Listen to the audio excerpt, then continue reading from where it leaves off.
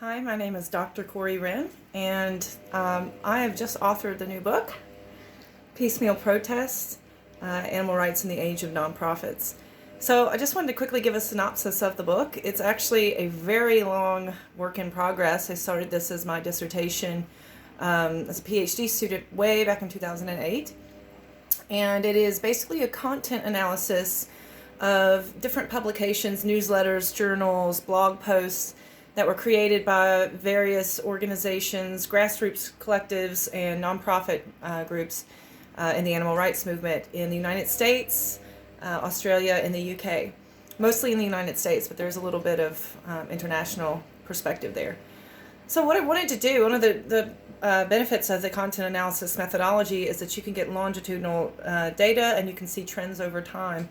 So I was really interested to find out what was the impact of kind of neoliberalization of charities, the charity sector on tactics and goals and motivations and all that sort of stuff.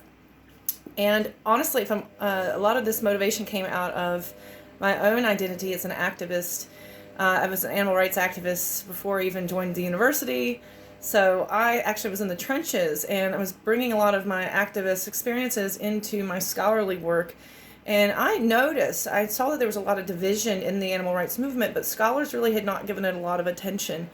And so part of this project is not just looking at that longitudinal process of what happens to nonprofits over time, but I was also noticing that there's a relationship between professionalization in the social movement, and this happens in other social movements, by the way. This is just one case study of many. But as the nonprofits professionalize, that is, they take on a bureaucratic character, they become more rational, they become more business-like, corporate-like, they're more interested in fundraising, they're moving away from a lot of that direct action sort of stuff. So as that happens, that helps them to reduce risk and to ensure that everything keeps moving smoothly. However, a lot of compromise happens in that process. So one of the relationships that I noticed happened is after these organizations professionalize, you start to see factionalism erupting.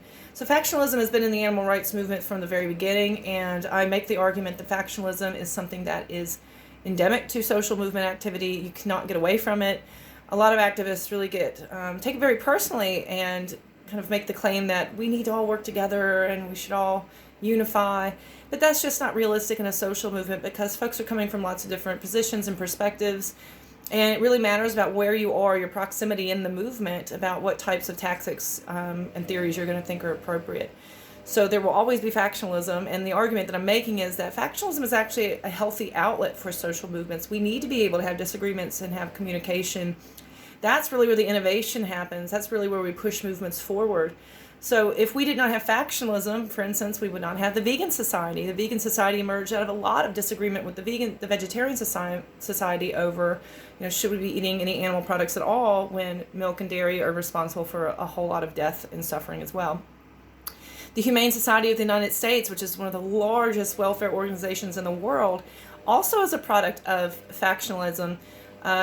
It wanted to take vivisection seriously in the mid-20th century. So vivisection is animal testing. A lot of animal groups at the time were not talking about it. It just was not seen as appropriate because you didn't want to push back on the state or push back on science, which is a symptom of professionalism. You want to kind of keep those people in your corner rather than alienate them.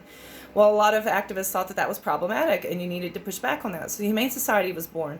Today, the Humane Society is one of the most professionalized organizations, and they themselves have encouraged a lot more factionalism.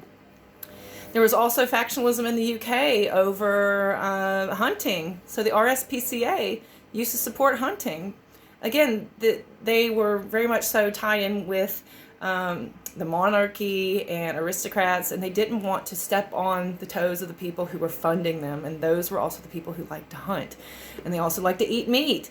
So the RSPCA would not take a stand on meat eating or hunting, and so then you see a lot of grassroots organizations pop up as a result of that. So that's basically what the book does. The book kind of takes you through the history of the animal rights movement in the West, and it looks at those kind of political structures and those larger influences on decision making and even factionalism, which for many activists we tend to think of that as a very personal thing, or that person is just mean, or that person has got it wrong. But actually, from a sociological perspective, we can see that this is quite predictable. And if we're looking at larger structures, we can move forward with thinking about how our behaviors and our strategies are actually influenced by things larger than us. So if you want to check out more about my research, you're welcome to do so at my website at CoreyLeeWrenn.com, CoreyLeewrenn.com. I'm also on Instagram, Facebook. I have a newsletter, and Twitter.